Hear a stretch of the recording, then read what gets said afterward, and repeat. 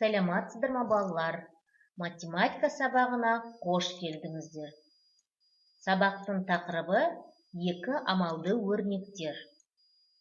Бүгінгі сабақта сен жақшасыз берілген екі амалды өрнектің мәнін табуды үйренесің. Қосу мен азайтуға берілген жақшасыз өрнектің мәнін табу үшін амалдың ретін сақтап, солдан оңға қарай тізбектеп орындау қажет. Бірінші мысалға қарай балалар. 3 пен 6-ның қосындысы 9. 9 пен 8-дің қосындысы 17. Яғни балалар, бірінші амалда бірінші мен екінші санның қосындысын табамыз.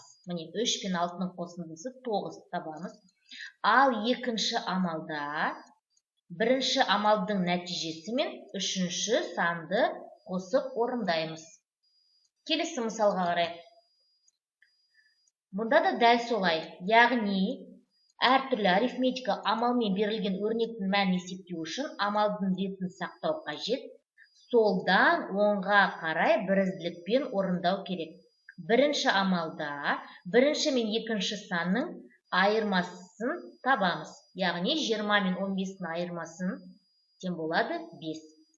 Екінші амалда үшінші сан мен бірінші амал нәтижесін қосып орындаймыз. 5 пен 2-ның қосындысы 7.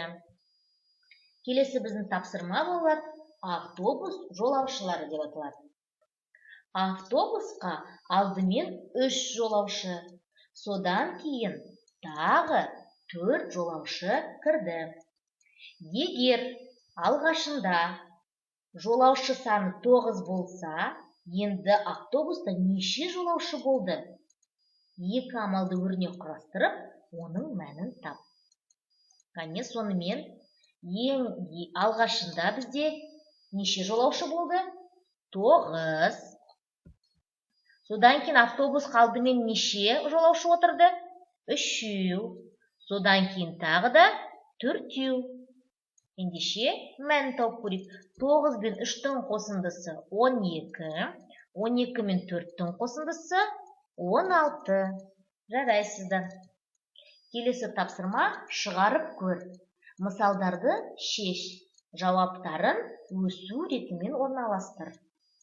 Жауаптарына сәйкес келетін әріптермен сөз құрастыр. Кәнеке мысалдарды шығарып көрейік. Бірінші мысал қарайық. 10 мен 0-дің қосындысы 10, 10-ға 6-ны қосамыз, 16. 40 пен 30-дің айырмасы 10, 10 мен 3-дің қосындысы 13. 20 мен 1-дің айырмасы 19, 19 пен 10-ның айырмасы 9. 100 пен 80-ның айырмасы 20, 20 мен 1-дің айырмасы 19. 40 пен 0-дің қосындысы 40, 40 пен 20-ның айырмасы 20. 19 пен 8-дің айырмасы 11, 11 мен 0-дің қосындысы 11.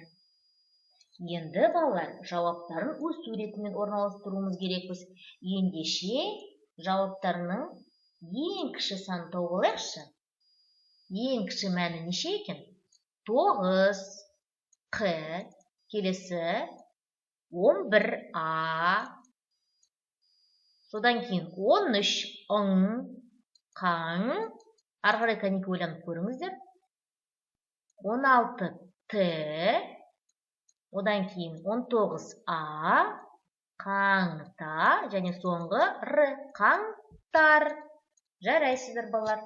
Келесі тапсырма тізбекті аяқтар. Қане бірінші мысалға қарайық. 10 мен 7-ның айырмасы 3, 3 пен 1-дің қосындысы 4, 4 пен 2-ның айырмасы 2.